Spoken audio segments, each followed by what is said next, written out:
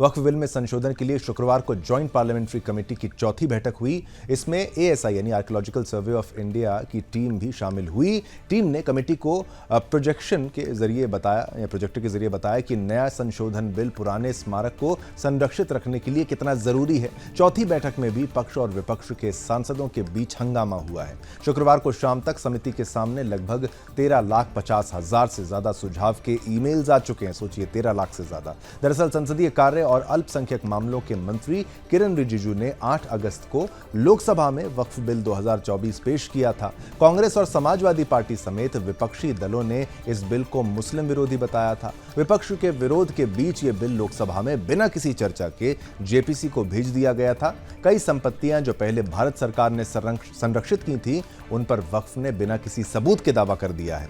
वक्फ अधिनियम 1995 वक्फ बोर्ड को दान के नाम पर किसी भी संपत्ति या भवन को वक्फ संपत्ति घोषित करने का अधिकार दे देता है।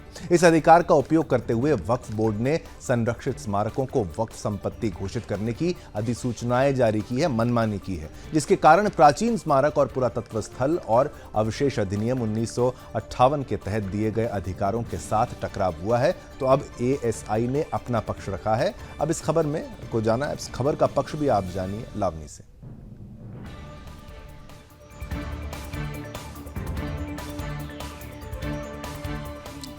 आइए अब इस खबर का पक्ष जान लेते हैं। तो संस्कृति मंत्रालय की तरफ से पुरातत्व विभाग ने 5 राज्यों की 53 संपत्तियों पर वक्फ के साथ विवाद होने का ब्यौरा पेश किया।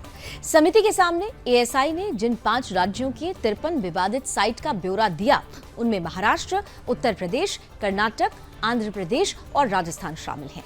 साथ ही समिति के सामने एएसआई ने देश की बाकी राज्यों में विवादित संपत्तियों का ब्यौरा देने के लिए थोड़ा समय भी मांगा है। एएसआई ने बताया कि ये 53 वो विवादित साइट्स हैं जिनको प्रोटेक्ट करने की संस्कृति मंत्रालय की तरफ से पुरातत्व विभाग प्रोटेक्ट लगातार उसे करता आया है, जबकि उन पर मालिकाना हक वक्फ अपना क्लेम करता है, जिनको लेकर तमाम जगहों पर विवाद होता रहता है। वादित प्रॉपर्टी की सूची में यूपी जौनपुर की एटला मस्जिद, महाराष्ट्र के अहमदनगर की कोटला और मक्का मस्जिद, यूपी के बहराइच का सल्लार टोम्ब शामिल है। समिति के सामने एएसआई ने चिंता जाहिर की है कि नेशनल इंपोर्ट्स का कोई भी प्रोटेक्टेड मॉन्यूमेंट वक्फ के द्वारा दिए गए अधिकारों के तहत एएसआई के मानकों का उल्लंघन नहीं होना चाहिए। जबकि ऐसे कई मसले आए दिन सामने आते रहते हैं, जहां कहीं कोई मदरसा चलाने लगता है तो कोई नमाज अदा करने लगता है।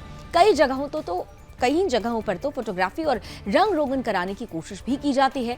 एएसआई ने समिति के सामने मध्य प्रदेश उच्च न्यायालय की एक घटना का हवाला भी दिया, जिसमें कहा गया था कि बुरहानपुर में स्मारकों पर वक्फ बोर्ड के दावे को जबलपुर उच्च न्यायालय ने खारिज कर दिया है। अब आइए इस खबर का विपक्ष जानते हैं दिव्या से।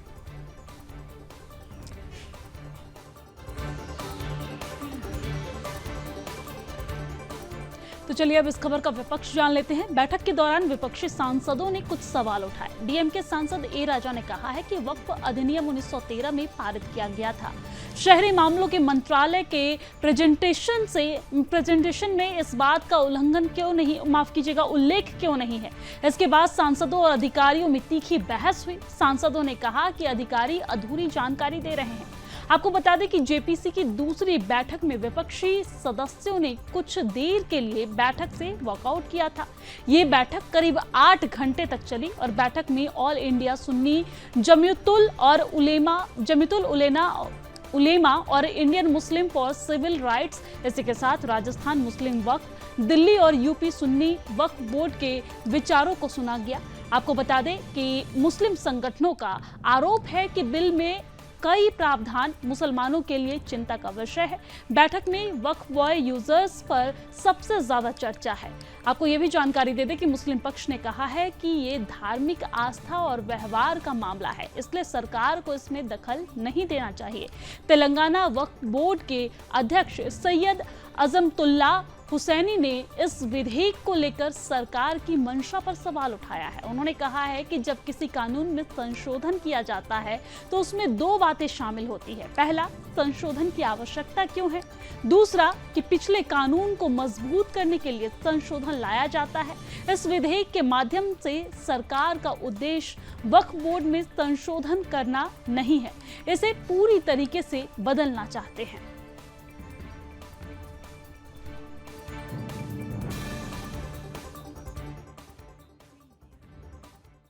1995 का 1995 का जो वक्फ अमेंडमेंट बिल, जो संशोधन बिल जो पार्लियामेंट के सदन में रखा है पिछले सत्र में, ये है कि इस चीज़ को, एक चीज़ को समझने की ज़रूरत है। जहाँ कहीं पर भी किसी भी कानून का जब संशोधन होता है तो दो चीज़ें उसको अहम चीज़ होती है। एक ये होता है कि उसको संशोधन की ज़रूरत क्यों है, दूसरा ये होता है।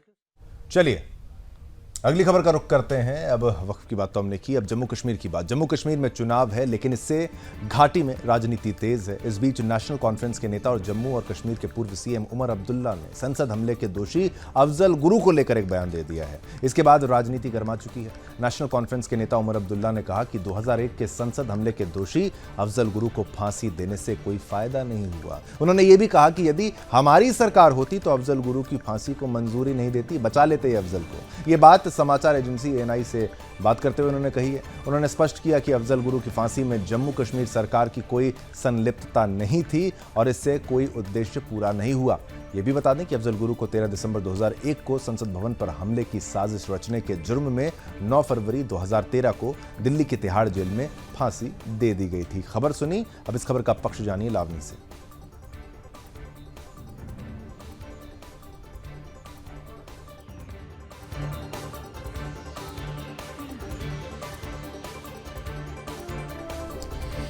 तो उमर अब्दुल्ला ने संसद हमले के दोषी अफजल गुरु की फांसी को गलत बताया है। उन्होंने अपनी राय रखी है और इस पर एक सवाल उनसे पूछा गया था, जिसके जवाब में उन्होंने कहा कि अफजल को फांसी देने से कोई मकसद पूरा नहीं हुआ। यदि हम होते तो इसकी मंजूरी कभी नहीं देते।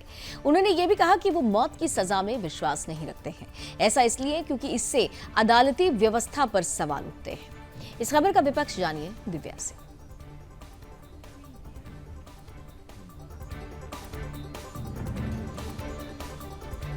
अफजल गुरु पर जेकेएनसी के उपाध्यक्ष उमर अब्दुल्ला की टिप्पणी पर जम्मू कश्मीर के पूर्व डिप्टी सीएम और बीजेपी नेता कविंदर गुप्ता ने कहा कि अगर भारत के खिलाफ साजिश रचने वाले राष्ट्र विरोधी तत्वों को मौत की सजा दी जाती है तो उन्हें इस पर आपत्ति क्यों है। वो आतंकियों